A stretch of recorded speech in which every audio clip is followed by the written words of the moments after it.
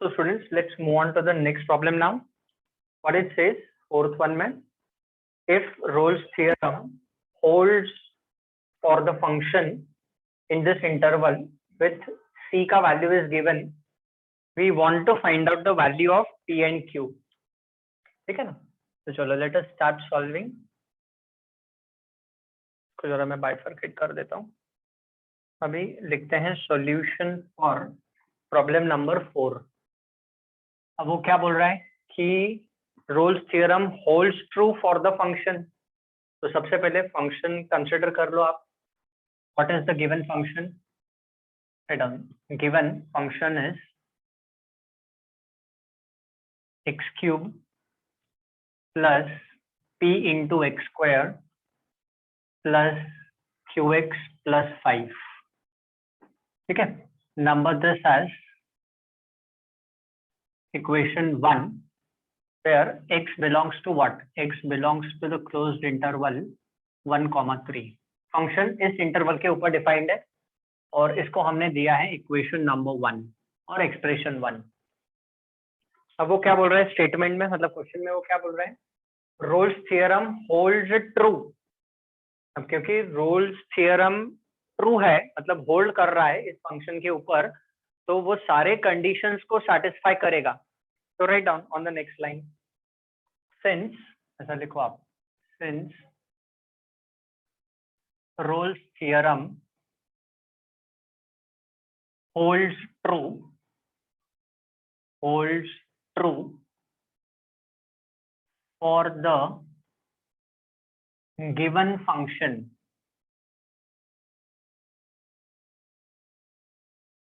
hence it satisfies all the conditions.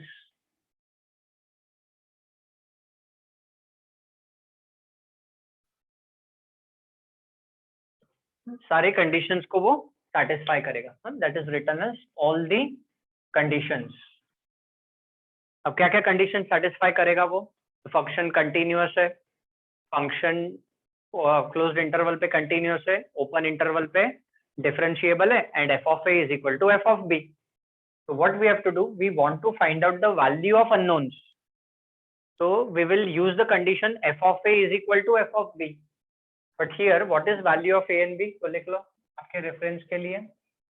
Here, a is equal to 1 and b is equal to 3. So therefore, we already know that f of a is equal to f of b. So that is nothing but students, f of 1 is equal to f of 3. चलो डालो, एक बार 1 डालो function में, f of x में एक बार 1 डालो और एक बार 3 डालो, and write down on both the sides of equality. तो 1 डालेंगे तो क्या मिलेगा? 1 plus 5 6 plus p plus q. हाँ, अभी देखो हर एक स्टेप लिखने की जरूरत नहीं है. You need not to write down 1 plus p plus q plus 5. छोटे बच्चे थोड़ी है हम, डायरेक्ट आप लिख सकते हो. Now put x is equal to 3 over and tell me what will be the right hand side quickly.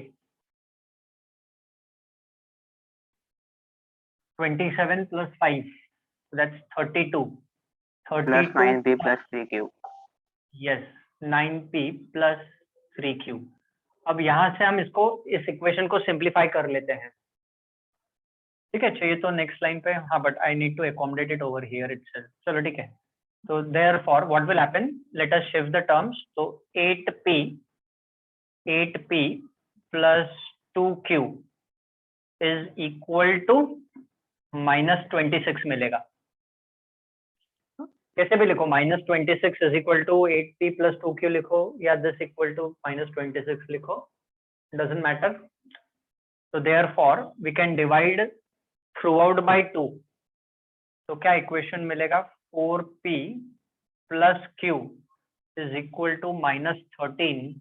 इसको आप दे दो इक्वेशन नंबर 2. fx को हमने इक्वेशन 1 दिया है ऑलरेडी, तो इसको आप दे दो इक्वेशन नंबर 2. ठीक है. अभी हमें एक इक्वेशन मिला, बट हमें p और q का वैल्यू चाहिए, but what is also saying with c का value is 2 + 1/√3, so you know there exists at least one value of c such that f dash of c is equal to 0. वो condition हम use करके equation दूसरा equation मिलेगा या value मिलेगा, what ever. Now just give me the clearance, everyone return and understood till here. यहाँ तक समझ में आ गया आपको? Yes sir. ओके, ठीक हो. अभी आप आगे लिखिए, there exist also, there exist a C, there exist C तो दिया हुआ ही है ना, there exist a value of C such that f dash of c is equal to 0. तो पहले हम f dash of x find कर लेते हैं. तो therefore f dash of x is equal to what? इसका derivative is what? 3x square plus 2px plus q.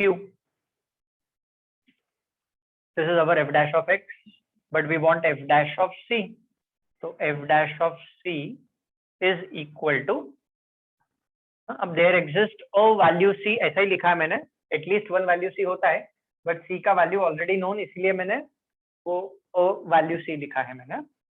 तो f dash of c will be what? 3c square plus 2pc plus q, ऐसा हो जाएगा. Now c का value is already known to us, c का value is already known to us, वो हमें यहाँ पे सब्स्टिट्यूट करना है. But before that f dash of c is 0 ना, तो 0 is equal to 3c square plus 2pc plus q. चलो अब ये c का वैल्यू डालेंगे. अभी हम ऐसे वे में सॉल्व करेंगे कि एकदम शॉर्ट में अपना काम हो जाएगा. तो 0 is equal to 3 into c is nothing but 2 plus 1/√3 the whole square plus 2p into 2 plus 1/√3 plus q. ठीक है, राइट डाउन. c का वैल्यू सब्स्टिट्यूट किया, nothing else we have done.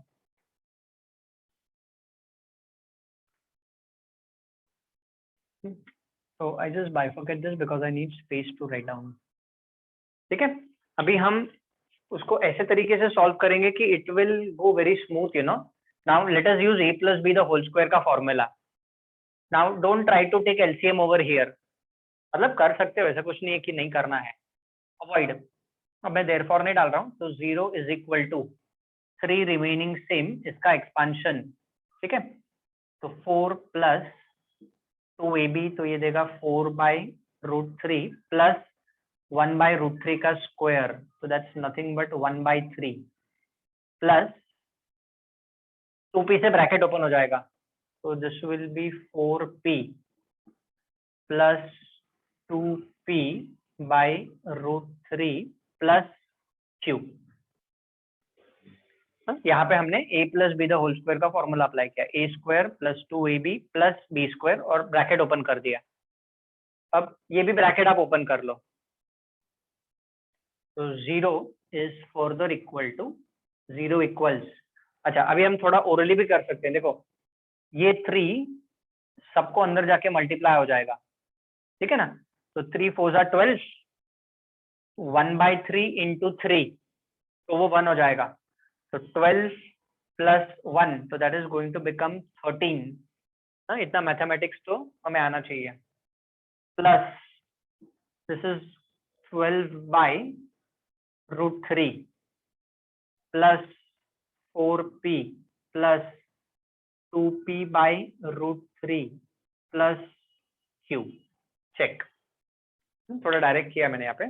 3 4 जा 12, 1/3 इंटू 3 1 आएगा, तो 12 प्लस 1 वो मैंने 13 लिख दिया, और ये 3 इसको मल्टीप्लाई होके बाकी के terms same.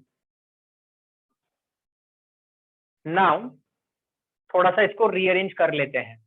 Okay, so now what will happen students, next step I just continue it over here. यहाँ पे कंटिन्यू करूंगा मैं नेक्स्ट स्टेप को. So 0 is equal to 0 equals what? So this 13 remaining same plus 4p plus q, put it into one bracket, ठीक है, plus 12 by root 3 plus 2p by root 3. This will be left out. ठीक है, write down.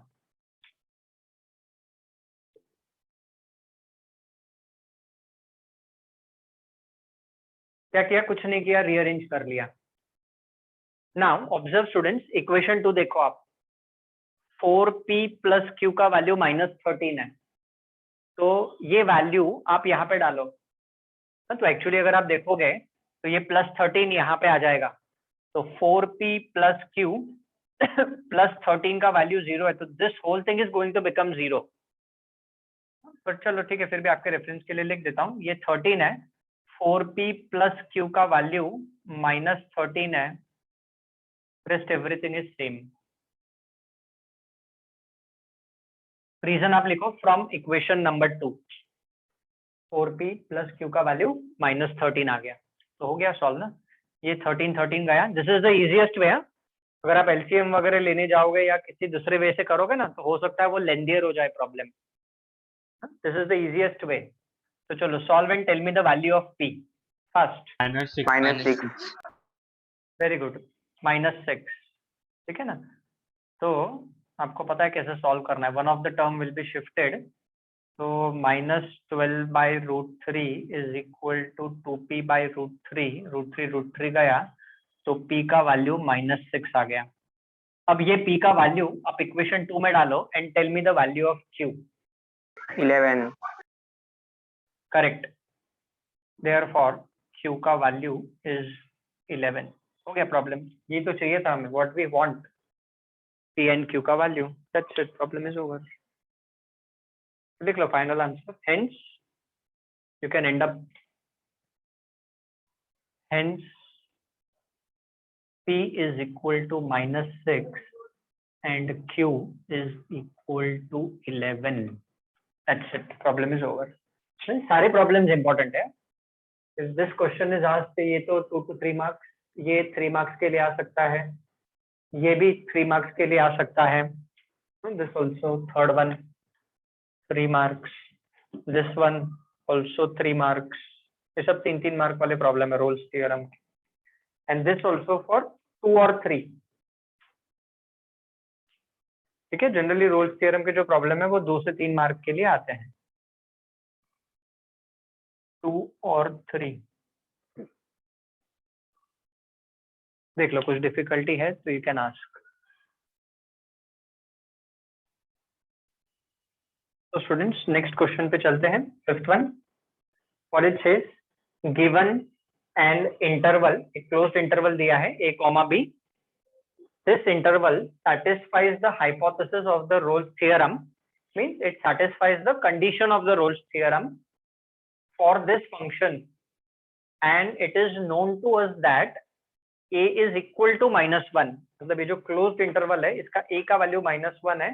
We want to find out the value of b.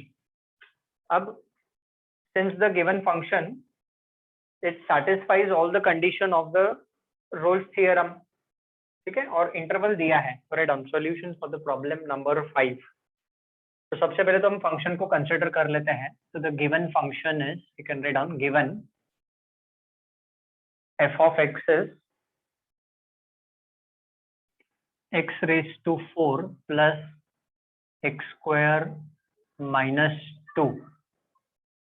ठीक है, for x belongs to the closed interval a, b. ये closed interval पे define है ये function. उसमें से क्लोज्ड इंटरवल का जो a का वैल्यू वो हमें मालूम है, क्लोज्ड इंटरवल का b का वैल्यू हमें फाइंड करना है.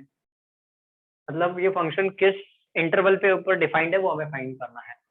तो this is the given function. Let's number this as equation number 1.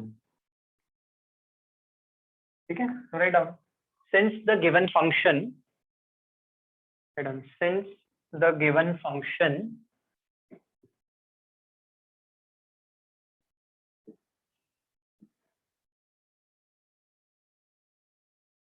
satisfies all the condition of Rolle's theorem. Satisfies all the conditions of Rolle's theorem.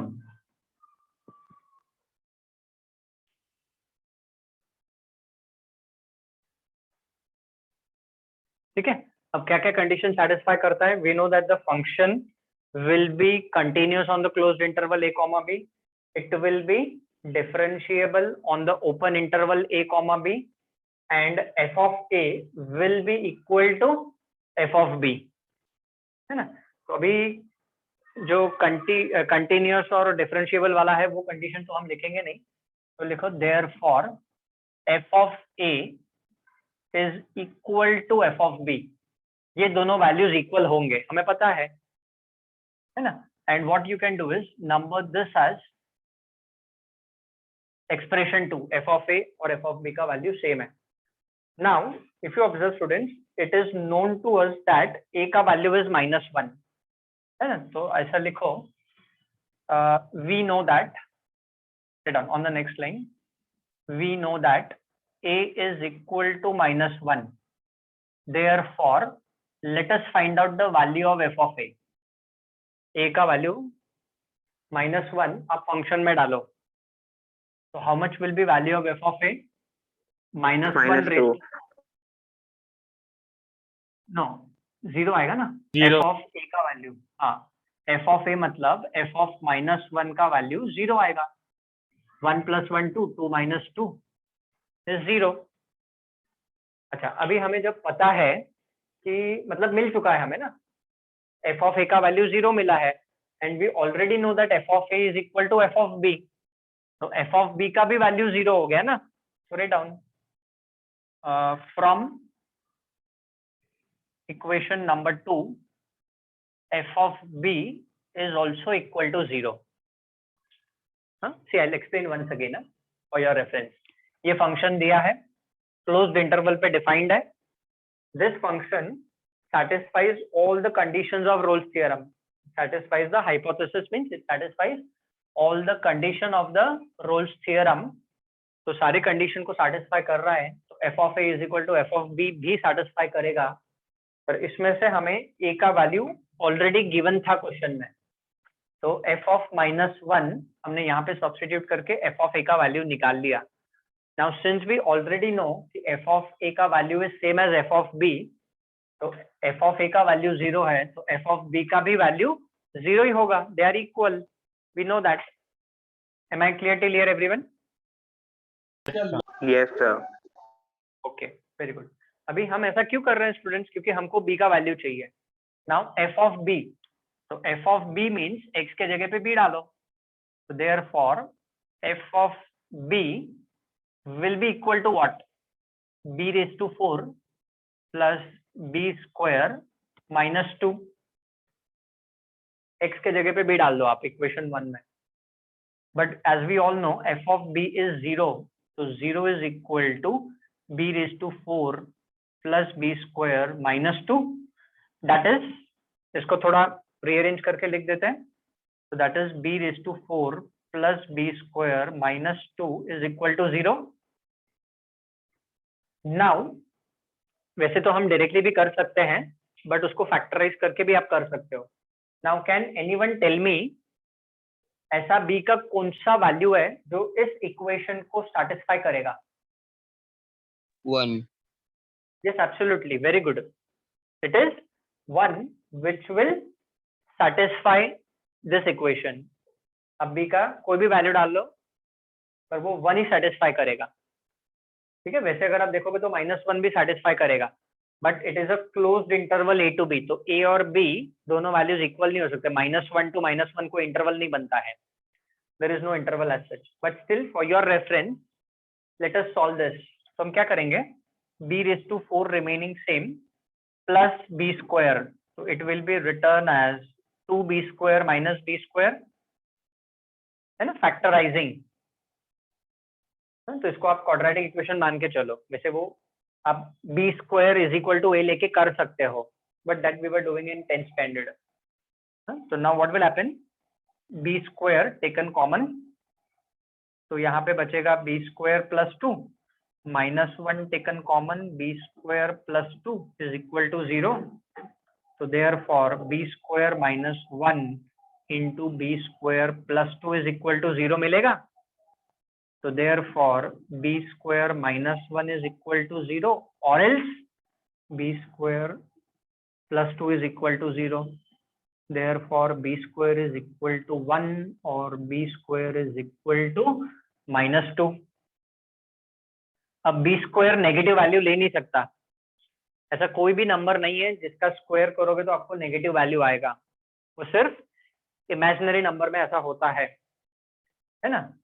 Why so? We know closed interval में a and b they are real numbers. So we are talking about real numbers. तो लिखो since b belongs to r, ऐसा reason लिखो. Therefore b square can not be -2. तो b square -2 नहीं हो सकता, इसीलिए b स्क्वायर का वैल्यू 1 है. तो how much is value of b? It is 1. अभी नो डाउट प्लस -1 हम लिखेंगे, पर b का एक्सेप्टेबल वैल्यू कौन सा है? It is +1.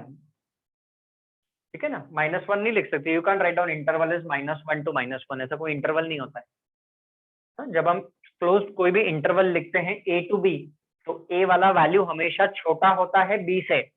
वही तो बेसिक फंडा है. ठीक है. तो when we are writing down in interval a b, a छोटा वैल्यू होता है, b बड़ा वैल्यू होता है. तो देयरफॉर b का वैल्यू इज 1. बस वही तो हो गया. प्रॉब्लम में क्या करना था? Find the value of b. That's it. We have done it. Problem is over.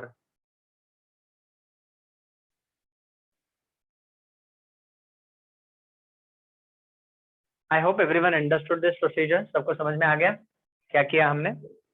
Yes, sir. ठीक है. Very good. तो एक तो हमने रोल्स थ्योरम में क्या किया स्टूडेंट्स? एक तो वैलिडिटी चेकिंग वाले प्रॉब्लम्स किए last time, whether it is valid और नो. फिर उसके बाद वेरीफाई वाले प्रॉब्लम्स किए. अब वेरीफाई करने का प्रोसीजर तो वही है, खाली बाद में जाके सी का वैल्यू फाइंड करते हैं, वो वेरिफिकेशन वाले प्रॉब्लम है. और फिर कोई फंक्शन अगर रोल्स थ्योरम सेटिस्फाई कर रहा है तो वहां से वैल्यूज ऑफ अननोन एंड सी के वैल्यूज है, तो ये वाले प्रॉब्लम्स किए हमने. So this is basically the whole thing about the Rolle's theorem, and with this we have finished off with this part. Type 5 Rolle's theorem हमारा complete होता है. Okay, please make a note of this.